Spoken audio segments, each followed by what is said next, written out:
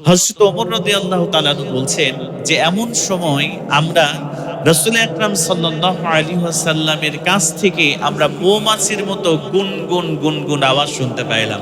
সুবহানাল্লাহ বলেন। কারণ আল্লাহ রাসূল সাল্লাল্লাহু আলাইহি ওয়াসাল্লামের উপরে বিভিন্ন ক্যাটাগরিতে বিভিন্নভাবে আল্লাহ পাক রব্বুল আলামিন ওহী নাজিল করতেন। কখনো কখনো ঘন্টা ধ্বনির ন্যায় আওয়াজ করে ওহী নাজিল হতো। কখনো কখনো জিবরিল আমিন আলাইহিস সালাতু ওয়াস সালাম সশরীরে তিনি রাসূল আকরাম সাল্লাল্লাহু আলাইহি ওয়াসাল্লামের কাছে উপস্থিত হতেন। কোনো সময় পর্দার অন্তরাল থেকে রাসূল আকরাম সাল্লাল্লাহু আলাইহি ওয়াসাল্লামের প্রতি ওহী নাজিল হতো।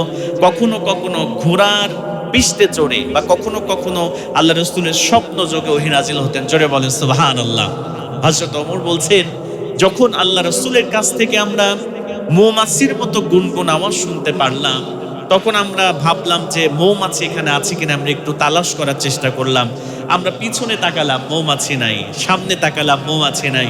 ডানে বামে উপরে নিচে সব জায়গায় লক্ষ্য করলাম, কোথাও মৌমাছি দেখতে পারলাম না। তখন আমরা বুঝতে পারলাম যে রাসূল আকরাম সাল্লাল্লাহু আলাইহি ওয়াসাল্লামের প্রতি নতুন করে কোনো না কোনো ওহী নাজিল হচ্ছে। যারা বলেন সুবহানাল্লাহ। হযরত ওমর রাদিয়াল্লাহু তাআলা আনহু চারিদিকে খেয়াল করলেন, কোনো মৌমাছি নাই। হযরত ওমর চিন্তা করলেন রাসূলের উপরে ওহী নাজিল হতে শুরু হয়েছে। আমার প্রিয় ভাইয়েরা, হযরত ওমর রাদিয়াল্লাহু তাআলা আনহু চুপ থাকলেন, সাহাবায়ে কেরাম চুপ থাকলেন। নতুন ওহী শোনার জন্য আল্লাহর নবীজির উপরে ওহী নাজিল যখন শেষ হয়ে গেল, মৌমাছির মতো গুনগুন গুনগুন আওয়াজ বন্ধ হয়ে গেল। আমার প্রিয় ভাইয়েরা, আল্লাহর নবীজি সাল্লাল্লাহু আলাইহি ওয়াসাল্লাম এবার তিনি কাবার দিকে মুখটা ফেরালেন। কাবার দিকে মুখটা ফেরানোর পরে রাসূলুল্লাহ সাল্লাল্লাহু আলাইহি ওয়াসাল্লাম তিনি এবার দুহাত তুলে আল্লাহর কাছে দোয়া করতে শুরু করলেন। আল্লাহর নবীজি দোয়া করতে শুরু করলেন, আল্লাহুম্মা জিদনা ওয়া লা তানকুসনা ওয়া আকরিমনা ওয়া লা তুহিন্না ওয়া আউতিনা ওয়া লা তাহরিমনা ওয়া আথিরনা ওয়া লা তুসির আলাইনা ওয়া আরদি আন্না ওয়া আরদিনা। আল্লাহর নবীজি বিশ্বনবী সাল্লাল্লাহু আলাইহি ওয়াসাল্লাম দোয়া করতে শুরু করলেন, আল্লাহুম্মা জিদনা ওয়া লা তানকুসনা। আল্লাহ তাআলা তুমি আমাদেরকে বৃদ্ধি করে দাও, আমাদেরকে কম দিও না। ওয়া আথিরনা ওয়া লা তুসির আলাইনা। আল্লাহ পাক সুবহানাহু ওয়া তাআলার হাবিব বিশ্বনবী সাল্লাল্লাহু আলাইহি ওয়াসাল্লাম বললেন, ওয়া আকরিমনা ওয়া লা তুহিন্না। আল্লাহ তাআলা তুমি আমাদের সম্মানিত করো, অসম্মানিত করো না। ওয়া আউতিনা ওয়া লা তাহরিমনা, আমাদেরকে বেশি বেশি করে দান করো, আমাদেরকে তুমি বঞ্চিত করো না। ওয়া আথিরনা ওয়া লা তুসির আলাইনা ওয়া আরদি আন্না ওয়া আরদিনা। আল্লাহর নবীজি দোয়া করলেন, আল্লাহ তাআলা তুমি আমাদের কাফেরদেরকে আমাদের উপরে প্রাধান্য দিও না, আমাদেরকে কাফেরদের উপরে তুমি প্রাধান্য দাও। জোরে বলেন সুবহানাল্লাহ। আল্লাহর নবীজি সুন্দর করে দোয়া শেষ করলেন। দোয়া শেষ করার পরে বিশ্বনবী সাল্লাল্লাহু আলাইহি ওয়াসাল্লাম এবার সাহাবায়ে কেরামদের দিকে মুখ ফিরালেন। আল্লাহর নবীজি এবার সমস্ত সাহাবায়ে কেরামদেরকে উদ্দেশ্য করে বললেন, ও আমার সাহাবীরা শুনে নাও, আল্লাহ পাক সুবহানাহু ওয়া তাআলা এই মাত্র এমন একটি সূরার 10টি আয়াত নাজিল করেছে। আল্লাহ পাক রব্বুল আলামিন 10টি আয়াতের মধ্যে 7টি গুণাবলী, 7টি ক্যারেক্টার, 7টি বৈশিষ্ট্যর কথা বলে দিয়েছে। আল্লাহর কোনো বান্দা বান্দি যদি এই 7টা গুণ অর্জন করতে পারে, বাবা মারা গেলে সন্তান যেমন করে তার সম্পদের ওয়ারিশ হয়ে যায়, বাবা মারা গেলে সন্তানগুলো যেমন তার রেখে যাওয়া সম্পদের উত্তরাধিকারী হয়ে যায়, আল্লাহর কোনো বান্দা বান্দি যদি এই 7টা ক্যারেক্টার, 7টা গুণ যদি, 7টা বৈশিষ্ট্য যদি তার জীবনে অর্জন করতে পারে, আল্লাহ পাক রব্বুল আলামিন ওই বান্দা বান্দিকে জান্নাতুল ফেরদাউসের ওয়ারিশ উত্তরাধিকারী বানায় দিবে। জোরে বলেন সুবহানাল্লাহ। আল্লাহ রাসূল বললেন, সাহাবীরা এমন 7টি গুণ, এমন সূরার 10টা আয়াত আল্লাহ নাজিল করেছে, যদি আল্লাহর কোনো বান্দা বান্দি এই 7টি ক্যারেক্টার, এই 7টি বৈশিষ্ট্য, এই 7টি গুণাবলী যদি তার জীবনে অর্জন করতে পারে, বাবা মারা গেলে সন্তান যেমন করে তার রেখে যাওয়া সম্পদের মালিক হয়, উত্তরাধিকারী হয়, এই 7টা গুণ অর্জনের মাধ্যমে আল্লাহ পাক ওই বান্দা বান্দিকে জান্নাতুল ফেরদাউসের মালিক বানায় দিবেন। জোরে বলেন সুবহানাল্লাহ। শুধু তাই নয়, আবার অন্য রিওয়ায়াতে এসেছে বিশ্বনবী সাল্লাল্লাহু আলাইহি ওয়াসাল্লামের ইন্তেকালের পরে ওর অনেক সাহাবী সে আম্মা জান আয়েশা সিদ্দিকা রাদিয়াল্লাহু তাআলা আনহার কাছে চলে আসলেন। আল্লাহ রাসূলের স্ত্রী আম্মা জান আয়েশার কাছে এসে জিজ্ঞেস করলেন, কাইফা কানা কুলুকু রাসূলুল্লাহি সাল্লাল্লাহু আলাইহি ওয়াসাল্লাম, ও আম্মা জান, আমাদের রাসূলের চরিত্র কেমন ছিল, আমার রাসূলের আখলাক কেমন ছিল? এবার আম্মা জান আয়েশা সিদ্দিকা রাদিয়াল্লাহু তাআলা আনহা সমস্ত সাহাবায়ে কেরামদেরকে জিজ্ঞেস করলেন, তোমরা কি সূরাতুল মুমিনুন তোমরা পড়ো নাই? তোমরা কি আল্লাহর কিতাবের সূরাতুল মুমিনুন কি তোমরা পড়ো নাই? সাহাবায়ে কেরাম বললেন, আম্মা জান সূরাতুল মুমিনুন পড়েছি। আম্মা জান আয়েশা বললেন, আমার রাসূলের, তোমাদের রাসূলের চরিত্র ছিল সূরাতুল মুমিনুনের প্রথম 10 আয়াতের মতো। জোরে বলেন সুবহানাল্লাহ। এই পড়নে এসেছে সূরাতুল মুমিনুনের প্রথম 10 আয়াত, অন্য রাওয়ায়াতে এসেছে তোমার রাসূলের চরিত্র ছিল পবিত্র আল কোরআন আল কারীমের মতো। জোরে বলেন সুবহানাল্লাহ।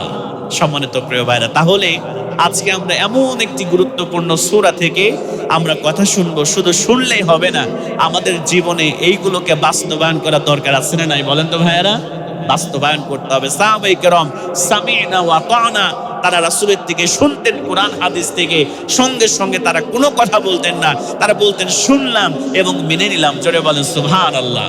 এজন্য বুদ্ধিমান মুমিন তো ওই ব্যক্তি, বুদ্ধিমান ব্যক্তি তো উনি যিনি কোরআন থেকে কথা শোনার পরে নিজের জীবনকে পরিবর্তন করার চেষ্টা করে, নিজের জীবনকে পরিবর্তন করতে চায়। আল্লাহ পাক তাকেই শুধুমাত্র কোরআন থেকে হেদায়েত দিবে।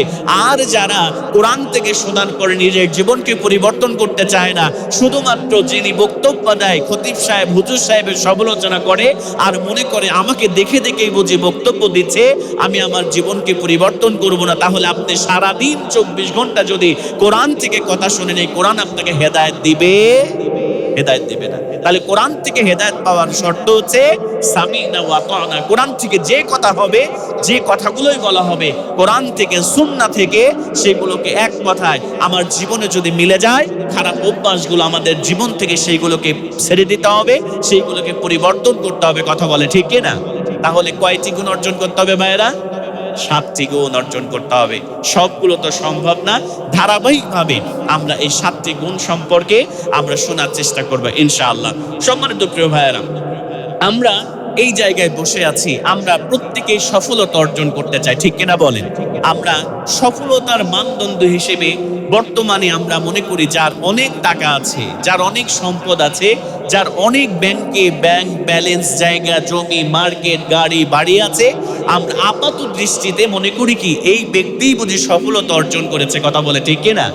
আমরা এটা মনে করি কি করি না বলেন তো ভাইয়েরা?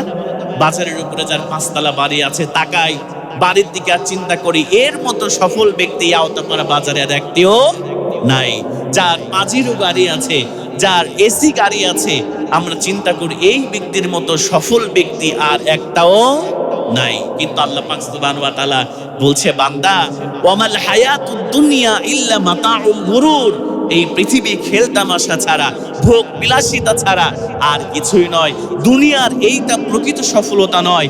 প্রকৃত সফলতা হচ্ছে আল্লাহ পাক সুবহানাহু ওয়া তাআলা বলছেন, ফামান জুহজিহা আনিন নারি ওয়া উদখিলাল জান্নাতা ফাকাদ ফাজ।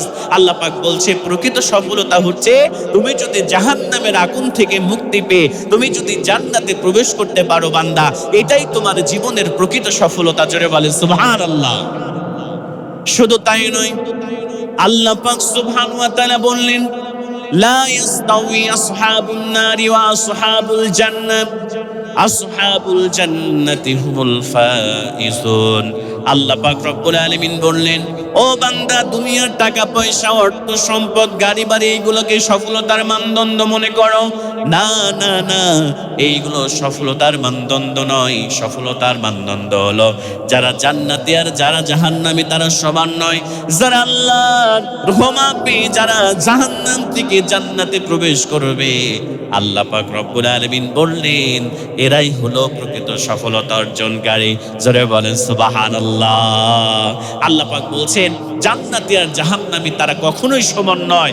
যারা প্রকৃত অর্থে আল্লাহর ক্ষমা পেয়ে জান্নাতে প্রবেশ করবে তারাই হচ্ছে প্রকৃত সফলতা অর্জন করবে। জোরে বলেন সুবহানাল্লাহ। সম্মানিত প্রিয় ভাইয়েরা, তাহলে আমরা কি প্রকৃত সফলতা অর্জন করতে চাই ইনশাআল্লাহ? আমরা কি জান্নাতে যেতে চাই তো ইনশাআল্লাহ? তাহলে আমাদের জীবনকে পরিবর্তন করতে হবে, এই গুণাবলীগুলো অর্জন করতে হবে, তাহলেই আল্লাহ সফলতা দিয়ে আল্লাহ জান্নাত দিয়ে দিবে। সুবহানাল্লাহি ওয়া বিহামদিহি। আল্লাহ পাক সুবহানাহু ওয়া তাআলা সফলতার মানদণ্ড হিসেবে আরেকটি বিষয় উল্লেখ করেছেন, সেটি হচ্ছে যারা ঈমানদার, যারা মুমিন, আল্লাহ পাক তাদেরকেও সফল হিসেবে আল্লাহ পাক কোরআনুল কারীমের মধ্যে আখ্যায়িত করেছে। জোরে বলে সুবহানাল্লাহ।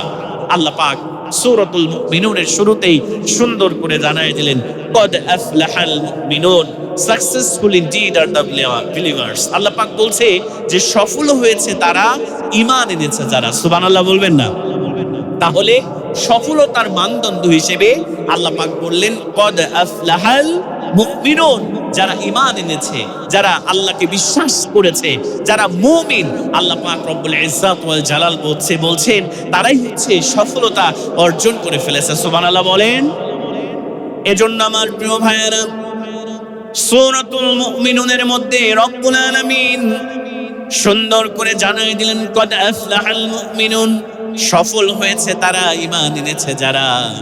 আমার প্রিয় ভাইয়েরা, দুনিয়ার জমিনে দামি ব্র্যান্ডের গাড়িতে চড়া প্রকৃত সফলতা নয়, ব্র্যান্ডের ঘড়ি ব্যবহার করা প্রকৃত সফলতা নয়, ব্র্যান্ডের মোবাইল ফোন ইউজ করা প্রকৃত সফলতা নয়, ব্র্যান্ডের জামা কাপড় পরা সফলতার মানদণ্ড নয়, 5 তলা 10 তলা বাড়ির মালিক হওয়া সফলতার মানদণ্ড নয়, গভর্নমেন্ট জব করা সফলতার মানদণ্ড নয়। আল্লাহ পাক রব্বুল আলামিন বলছেন কদ আফলাহাল মুমিনুন, যারা ঈমানদার, যারা ঈমান এনেছে, আল্লাহ পাক রব্বুল আলামিন সফল হিসেবে তাদেরকে আখ্যায়িত করেছে। জোরে বলেন সুবহানাল্লাহ। আমার প্রিয় ভাইয়েরা, দুনিয়াতে লক্ষ কোটি টাকা থাকতে পারে, এই যে ইন্ডিয়াতে মুকেশ আম্বানির নাম আপনারা শুনেছেন, তার হাজার হাজার কোটি টাকা আছে, টাকা হিসাব করলে হবে না। তার মিলিয়ন বিলিয়ন ট্রিলিয়ন ডলারের মালিক সে। তার স্ত্রী আছে, একটা সাইড ব্যাগ ব্যবহার করে 2 কোটি 3 কোটি টাকা দামের 1 লিটার পানি পান করে। আপনার 50,000 1 লক্ষ রুপি 1 লিটার পানির দাম, সেই পানি তারা ব্যবহার করে। একটা ঘড়ি ব্যবহার করে 1.5 কোটি 2 কোটি টাকার ঘড়ি ব্যবহার করে। তার যে রাজকীয় বাড়ি আছে, কোটি কোটি ডলারের বাড়ি, তার ওই বাড়িটা করতে খরচ হয়েছে লক্ষ কোটি কোটি টাকার মালিক, বিলিয়ন ট্রিলিয়ন ডলারের মালিক। আমার প্রিয় ভাইয়েরা, তার তো ঈমান নাই, এজন্য তার ওই সম্পদের কোনো মূল্য আমার আল্লাহর কাছে নাই। কথা বলেন ঠিক কিনা? কিন্তু বাজারে একজন তরকারি বিক্রি করে, একটা কাঁচামালের ব্যবসায়ী, রিক্সা চালিয়ে খায়, ভ্যান চালিয়ে খায়, পোশাক নেই সুন্দর, খাবার খেতে পারে না সুন্দর, সকাল বেলা খায়, দুপুরের খাবার নাই, কিন্তু ব্যক্তিটার ঈমান আছে, 5 ওয়াক্ত নামাজ পড়ে, ব্যক্তিটা আল্লাহর ভয় নিয়ে চলাফেরা করে, ইসলাম মানে, কোরআন মানে, আল্লাহর প্রতি অগাধ বিশ্বাস আছে। আমার প্রিয় ভাইয়েরা, আল্লাহর ভাষ্য অনুযায়ী, আল্লাহর বিধান অনুযায়ী এই রিক্সাওয়ালা ওই মুকেশ আম্বানির চেয়ে সফল। কথা বলেন ঠিক কিনা? তার মানে সফলতার মানদণ্ড দুনিয়ার অর্থ সম্পদ, টাকা পয়সা, সরকারি চাকরি, ব্যাংক ব্যালেন্স, এইগুলো নয়। এইগুলো দরকার যে, ঠিক আছে, কিন্তু সফলতার মানদণ্ড হচ্ছে কদ আফলাহাল মুমিনুন, যারা ঈমানদার, তার কিছুই নাই, বাড়ি নাই, ঘর নাই, টাকা নাই, পয়সা নাই, পরনে পরার মতো পোশাক নাই, কিছুই নাই, দিন আনে দিন খায়, কিন্তু যে পাক্কা ঈমানদার, আল্লাহর ভয় আছে যার মধ্যে, ঈমান আছে যার মধ্যে, আমার আল্লাহর কাছে, আমার আল্লাহর ভাষ্য অনুযায়ী ওই ব্যক্তি হচ্ছে প্রকৃত সফলতা অর্জন করেছে। জোরে বলেন সুবহানাল্লাহ। এজন্য আমার প্রিয় ভাইয়েরা, সফলতা হবে দুনিয়াতে, শুধু সফল হলে হবে না, আল্লাহর কাছে সফলতা অর্জন করতে হবে। আল্লাহ পাক সুবহানাহু ওয়া তাআলা এবার সুন্দর করে বলে দিলেন, বান্দারে, আমার সফল কাম বান্দা যারা হবে, আবার জান্নাতুল ফেরদাউসের উত্তরাধিকারী যারা হবে, তাদের 7টা মাত্র গুণাবলী লাগবে।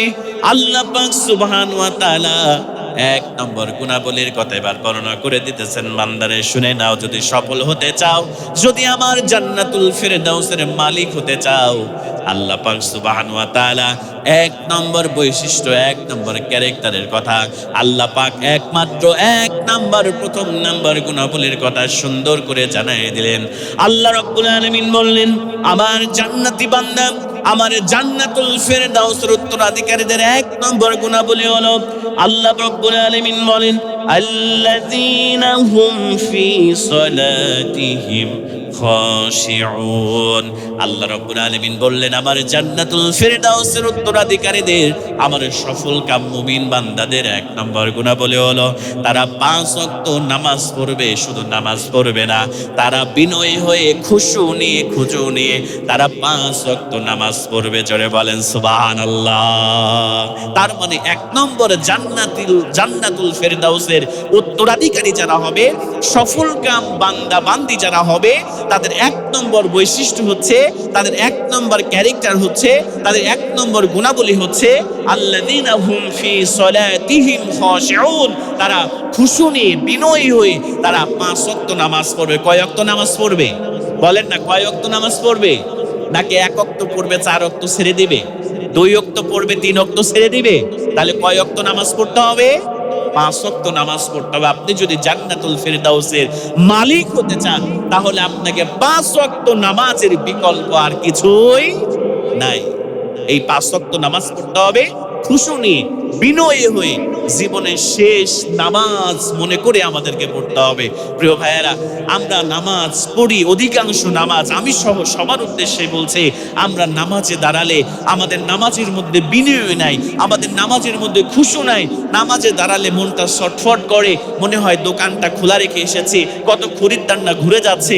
নামাজে দাঁড়ালে মনে হয় এই মালটা 100 টাকা বিক্রির কথা ছিল, নাকি 90 টাকা বিক্রি করে ফেললাম। এই মালটা 150 টাকা বিক্রির কথা 200 টাকা বিক্রি করতে হবে। তার মানে আমরা যখনই নামাজে দাঁড়াই, আমাদের দুনিয়ার সমস্ত হিসাব নিকাশগুলো আমাদের মাথার মধ্যে এসে ঘুরপাক খায়। কথা বলে ঠিক কিনা? তার মানে আমাদের নামাজের মধ্যে খুশু নাই, নামাজের মধ্যে বিনয় নাই। যদি নামাজের মধ্যে বিনয় থাকতো, তাহলে কিন্তু আমাদের এই দুশ্চিন্তাগুলো নামাজের মধ্যে আসতো না। কথা বলে ঠিক কিনা প্রিয় ভাইয়েরা? অনেকেই উদাসীন নামাজের ব্যাপারে। দেখবেন নামাজে দাঁড়িয়েছে, ডানে তাকায়, বামে তাকায়, উপরের দিকে ফ্যান কয়টা আছে গুনে ফেলে, চারিদিকে শুধু কেমন যেন চোরের মতো এদিক সেদিক করে। এরকম মুসল্লি আছে না নাই বলেন তো ভাইয়েরা? আছে। নামাজই যখন আপনি দাঁড়াবেন, আচ্ছা বলেন তো ভাইয়েরা, এই যে আমরা এখানে যারা আছি, মাননীয় প্রধানমন্ত্রী যদি আওতাপাড়া বাজারে আসে, আপনাকে যদি ইনভাইটেশন জানায়, আপনি মাননীয় প্রধানমন্ত্রীর সামনে গিয়ে দেখবেন যে আমরা একদম কাঁচুমাচু হয়ে, ছোট হয়ে আমরা কিন্তু তার সামনে দাঁড়ায় থাকবো। তার সামনে দাঁড়িয়ে আমরা এদিক সেদিক তাকানো, উঠাউঠি করা, আমরা অমনোযোগী হওয়া, এরকম কি হতে পারবো বলেন তো ভাইয়েরা? তাহলে দুনিয়ার নিয়ম যদি এটা হয়, আর নামাজি যখন বান্দা দাঁড়িয়ে যায়, আল্লাহ রাসূল সাল্লাল্লাহু আলাইহি ওয়াসাল্লাম বললেন, একজন ব্যক্তি যখন নামাজের মধ্যে দাঁড়ায়, আল্লাহ রাসূল বলেছেন, উনি দুনিয়ার কোনো প্রেসিডেন্ট, দুনিয়ার কোনো প্রধানমন্ত্রী, দুনিয়ার কোনো চেয়ারম্যান, দুনিয়ার কোনো প্রামাণিকের সামনে দাঁড়ায় না। সে তার আল্লাহর সঙ্গে, তার আল্লাহর সামনে দাঁড়িয়ে যায় এবং নামাজের মাধ্যমে সে তার আল্লাহর সঙ্গে সরাসরি কথা বলা শুরু করে দেয়। জোরে বলেন সুবহানাল্লাহ। তার মানে নামাজের মধ্যে বান্দা এবং তার আল্লাহ, তার রবের সঙ্গে সরাসরি কনভারসেশন শুরু হয়ে যায়, সরাসরি কথোপকথন শুরু হয়ে যায়। সুবহানাল্লাহ বলবেন না? এজন্য নামাজ যার জীবনে ঠিক আছে, তার সব ঠিক আছে। যার নামাজ ঠিক নাই, তার কিছুই ঠিক নাই। কথা বলে ঠিক কিনা? দেখবেন পাক্কা নামাজি যারা, তারা চাইলেই সুদ খেতে পারে না। যারা পাক্কা নামাজি, তারা চাইলেই ঘুষ খেতে পারে না। যারা পাক্কা নামাজি, তারা চাইলেই অন্যায়, অবিচার, মানুষকে কষ্ট দেওয়া, জুলুম, নির্যাতন, এইগুলো থেকে তারা বিরত থাকে। আর দেখবেন কিছু আছে যাদের নামাজে খুশু নাই, মানুষ দেখানোর জন্য নামাজ পড়ে। দেখবেন মসজিদে এসে নামাজও পড়ে, আবার মসজিদ থেকে যখন বের হয়ে যায়, তখন সুদের সাথে, ঘুষের সাথে, মানুষকে ঠকানোর কাজে, মানুষকে কষ্ট দেওয়ার কাজে, মানুষের মধ্যে জুলুম করার কাজে আবার তারা লিপ্ত হয়ে যায়। এরকম মুসল্লি আছে না নাই ভাইরা? বলেন তো দেখি। আছে। এজন্য নামাজ আমাদের সুন্দর করতে হবে। এই নামাজ আমাদের সুন্দর যদি না হয়, কাল কিয়ামতের মাঠে আল্লাহর দরবারে আমরা কিন্তু দাঁড়াইতে পারবো না। আল্লাহ রাসূল বললেন, আউয়ালু মা ইউহাসাবু বিহিল আবদু ইয়াউমাল কিয়ামাতি সালাত। আল্লাহ রাসূল বললেন, সর্বপ্রথম নামাজের হিসাব হবে। নামাজের হিসাব ছাড়া বান্দা, তোমাকে এক পা ডানে বামে সামনে পিছনে তোমাকে যেতে দেওয়া হবে না। জোরে বলেন নাউযু বিল্লাহি মিন যালিক। চিন্তা করে দেখেন ভাইরা, সেদিন আল্লাহর কাছে আমরা কেমন করে দাঁড়াবো, কেমন করে রবের সামনে দাঁড়াবো। নামাজকে সুন্দর করতে হবে। আল্লাহ রাসূল মসজিদে নববীর মধ্যে বসে আছে, একজন সাহাবী এসে তাড়াহুড়ো করে নামাজ শেষ করলেন। নামাজ শেষ করে আল্লাহ রাসূলকে সালাম দিলেন। আল্লাহ রাসূল বললেন, আল্লাহ রাসূল সাল্লাল্লাহু আলাইহি ওয়াসাল্লাম তাকে ডাকলেন। আল্লাহ রাসূল বললেন, ইরজি ফাসাল্লি ফাইন্নাকা লাম তুসাল্লি, তোমার নামাজ হয় নাই, তুমি আবার গিয়ে নামাজ পড়ো। সাহাবী আবার নামাজ পড়লেন, রাসূলকে সালাম দিলেন। আল্লাহ রাসূল আবার বললেন, তোমার নামাজ হয় নাই, তুমি আবার পড়ো। আল্লাহ রাসূলকে আবার নামাজ পড়ে এসে সালাম দিলেন। আল্লাহ রাসূল বললেন, তোমার নামাজ হয় নাই, তুমি আবার নামাজ পড়ো। তখন ওই সাহাবী কেঁদে ফেললেন, ইয়া রাসূলুল্লাহ, আমি এর থেকে সুন্দর করে তো নামাজ পড়তে পারি না। আল্লাহ রাসূল বললেন, তুমি যে তাড়াহুড়া করে দিক সেদিক করে নামাজ পড়েছো, এইভাবে নামাজ পড়া যাবে না। তুমি যখন নামাজে তাকবীরে তাহরিমা বলে আল্লাহু আকবার বলে দাঁড়িয়ে যাবে, তুমি মনে করবে আল্লাহর সামনে তুমি দাঁড়িয়েছো। তুমি সেজদাতে যাবে, তুমি রুকুতে যাবে, তুমি সুন্দর করে দাঁড়া হবে, সেজদাতে যাবে, দুই সেজদার মাঝখানে সুন্দর করে সোজা হয়ে বসবে। এইভাবে ধীরস্থির ভাবে সুন্দর করে তাসবিহ গুলো পড়ে তারপরে তুমি নামাজ শেষ করবে। এইভাবে ধীরস্থির ভাবে মনোযোগ দিয়ে তোমাকে নামাজ শেষ করতে হবে। সুবহানাল্লাহ বলবেন না প্রিয় ভাইয়েরা? এজন্য আল্লাহ রাব্বুল আলামিন বললেন, নামাজ সুন্দর করতে হবে। সাহাবায়ে কেরামদের নামাজ কত সুন্দর ছিল ভালো করে লক্ষ্য করেন। সাহাবায়ে কেরাম যখন মরুভূমির মধ্যে নামাজের মধ্যে লিপ্ত হয়ে যেত, আমার প্রিয় ভাইয়েরা, পাখিগুলো কাঠির গুড়ি মনে করে সাহাবায়ে কেরামদের কাঁধের উপরে বসে যেত। সাহাবায়ে কেরামরা যখন সেজদায় লুটিয়ে পড়তেন, পাখিগুলো কাঠের গুড়ি মনে করে সাহাবায়ে কেরামদের ঘাড়ের উপরে বসে যেত, মাথার উপরে বসে যেত, পিঠের উপরে বসে যেত। এত সুন্দর করে সেজদা দিয়েছে, এত সুন্দর করে রুকু দিয়েছে। আবার যখন তারা মাথাটা তুলতেন, পাখিগুলো উড়াল দিত। আমার প্রিয় ভাইয়েরা, এত সুন্দর খুশুনি বিনয় নিয়ে নামাজ পড়েছে। আমাদের খুব সুন্দর করে নামাজ পড়তে হবে। ছোট্ট একটা ঘটনা বলি আপনাদেরকে। সাহাবায়ে কেরামদের নামাজটা কত সুন্দর ছিল, সাহাবায়ে কেরামদের নামাজটা কত সুন্দর ছিল, কত সুন্দর করে নামাজ পড়েছে।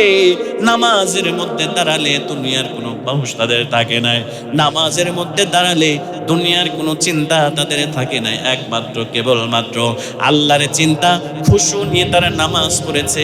হযরত আলী রাদিয়াল্লাহু তাআলা আনহুর একটা ছোট্ট ঘটনা আপনাদের সঙ্গে শেয়ার করে। হযরত আলী রাদিয়াল্লাহু তাআলা আনহু বিশ্ব নবী সাল্লাল্লাহু আলাইহি ওয়াসাল্লামের জামাতা হযরত আলী রাসূলুল্লাহর সঙ্গে জিহাদের ময়দানে গিয়েছে। জিহাদ শুরু হয়ে গিয়েছে। জিহাদ করতে করতে করতে করতে এমন একটা পর্যায়ে কাফিরদের একটা বিষাক্ত তীর এসে হযরত আলীর পায়ের মধ্যে ঢুকে পড়েছে। হযরত আলীর পায়ের মধ্যে যখন তীর ঢুকেছে, এত পরিমাণ ব্লিডিং শুরু হয়েছে, এত পরিমাণ রক্তক্ষরণ শুরু হয়েছে, চারিদিকে যেন রক্তর বন্যা বয়ে গিয়েছে। সাহাবায়ে কেরাম তীর ধরে টানাটানি করে। সাহাবায়ে কেরামকে ডাক দিয়ে বলে, আল্লাহর রাসূলের সাহাবীরা রে, তোমরা তীর ধরে টানাটানি করো না, তোমরা তীর ধরে যেন টান দাও না, আমি আলীর কলিজাটা ধরে যেন তোমরা টান দাও। আমার প্রচন্ড কষ্ট হয়, তোমরা তীর বের করার চেষ্টা করো না, তীরটা এমন রেখে দাও, আমি সহ্য করতে পারি না। আল্লাহর রাসূলের কয়েকজন সাহাবী বিশ্ব নবীর কাছে চলে গেলেন, ইয়া রাসূলুল্লাহি, ইয়া হাবিবাল্লাহ, হুজুর গো, আপনার জামাতা হযরত আলীর পায়ের মধ্যে একটা বিষাক্ত তীর ঢুকেছে ইয়া রাসূলুল্লাহ। এত পরিমাণ রক্তক্ষরণ শুরু হয়েছে, এত পরিমাণ ব্লিডিং শুরু হয়েছে, এত পরিমাণ রক্ত প্রবাহিত হচ্ছে, রক্ত বের হয়ে যাচ্ছে। আর কিছুক্ষণ যদি এমন থাকে, রক্ত শূন্যতায় আপনার জামাতা হযরত আলী দুনিয়া থেকে বিদায় নিয়ে চলে যাবে। আমরা তীরটা বের করার চেষ্টা করেছি, বের করতে পারি নাই। আল্লাহর নবীজি বিশ্ব নবী সাল্লাল্লাহু আলাইহি ওয়াসাল্লাম সাহাবায়ে কেরামদেরকে ডাক দিয়ে বললেন, সাহাবীরা রে, আর আলীর তীরটা ধরে টান দিও না, কিছুক্ষণ পরেই নামাজের ওয়াক্ত হয়ে যাবে, আমি আলীর তীরটা বের করার ব্যবস্থা করব, তোমরা চিন্তা করো না। আল্লাহর নবী সাল্লাল্লাহু আলাইহি ওয়াসাল্লাম আসরের নামাজের ওয়াক্ত যখন হয়ে গেল, আমার প্রিয় ভাইয়েরা, আল্লাহর রাসূল দুইটা যুবক সাহাবীকে ঠিক করলেন। আল্লাহর রাসূল সাহাবী দুইটাকে বললেন, নামাজের মধ্যে যখন আমি নামাজ শুরু করে দিব, তোমরা আলীর দুইজন দুই পাশে দাঁড়ায় যাবা। দুইজন দুই পাশে দাঁড়ানোর পরে নামাজ যখন শুরু হয়ে যাবে, আমি তাকবীরে তাহরিমা বেঁধে যখন নামাজ শুরু করব, তোমরা সজোরে টান দিয়ে আলীর পা থেকে তোমরা তীরটা বের করে দেবা। আল্লাহর নবীজির নামাজের ওয়াক্ত হয়ে গেল। আল্লাহর রাসূলের দুইজন সাহাবী দুই পাশে দাঁড়ায় গেলেন। আল্লাহর নবীজি হযরতে বেলালকে বললেন, বেলাল আমাদের ইকামত দিয়ে দাও। নামাজের ইকামত যখন হয়ে গেল আমার প্রিয় ভাইয়েরা, আল্লাহ রাসূল সাল্লাল্লাহু আলাইহি ওয়াসাল্লাম এবার তাকবীরে তাহরিমা বেঁধে যখন নামাজ শুরু করলেন, এবার হযরত আলী রাদিয়াল্লাহু তাআলা দুই পাশে দুইজন যুবক সাহাবী দাঁড়িয়ে আছে। আল্লাহর নবীজি যখন নামাজ শুরু করলেন, এবার দুইজন সাহাবী এবার তীরটা ধরে সজরে টান দিয়ে বের করে ফেলেছে। হযরত আলী বুঝতে পারে নাই। আল্লাহর নবীজি নামাজ শেষ করলেন। নামাজ শেষ করার পরে আল্লাহর নবীজি এবার হযরত আলীও নামাজ শেষ করলেন। হযরত আলী নিচের দিকে তাকায় দেখে পা থেকে তীরটা বের করা হয়েছে, এই দিকে খেয়াল নাই। নিচে তাকায় দেখে রক্ত প্রবাহিত হয়েছে, প্রচুর রক্তক্ষরণ হয়েছে, রক্ত বের হয়েছে। আল্লাহর নবীজিকে হযরত আলী ডাক দিয়ে বলে, ইয়া রাসূলুল্লাহি, ইয়া হাবিবাল্লাহ, আবার যুদ্ধ লেগেছিল নাকি? আবার কোন কাফের কোন মুসলমানদেরকে আঘাত করেছে নাকি? এত রক্ত এখানে কেন? আল্লাহর নবী এবারে ডাক দিয়ে বলে, বেলাল নে, তোমার পায়ের দিকে তাকাও। তোমার পায়ের মধ্যে জিহাদের ময়দানে যে তীরটা ঢুকেছিল রে, ওই তীরটা আছে নাকি একটু খেয়াল করে দেখো।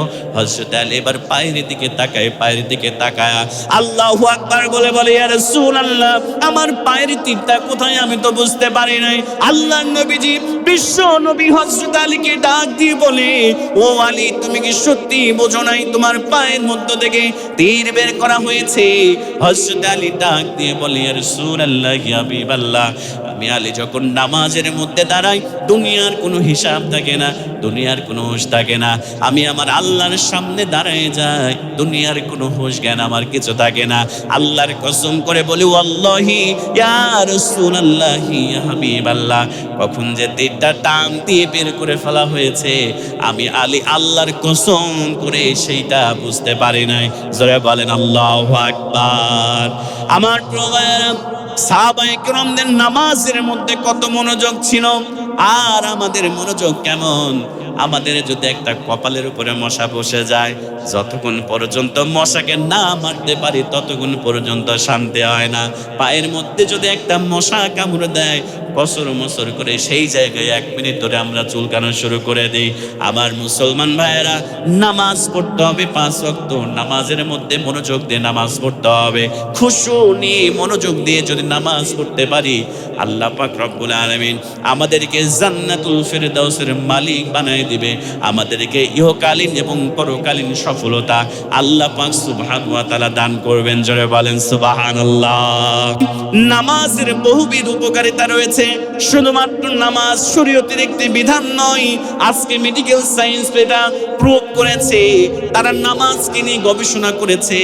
যারা নামাজ পড়ে, আমার প্রিয় ভাইয়েরা, মেডিকেল সায়েন্স বলছে একজন সুস্থ স্বাভাবিক মানুষের জন্য যে পরিমাণ রক্ত সঞ্চালন প্রয়োজন, একজন ব্যক্তি যখন রুকু দেয়, একজন ব্যক্তি যখন সেজদা দেয়, একটা সুস্থ স্বাভাবিক মানুষের যে পরিমাণ রক্ত সঞ্চালন প্রয়োজন, ওই নামাজের রুকু আর সেজদার মাধ্যমে তার স্বাভাবিক রক্ত সঞ্চালনগুলো আল্লাহ পাক রব্বুল আলামিন ব্যবস্থা করে দেয়। জোরে বলেন সুবহানাল্লাহ।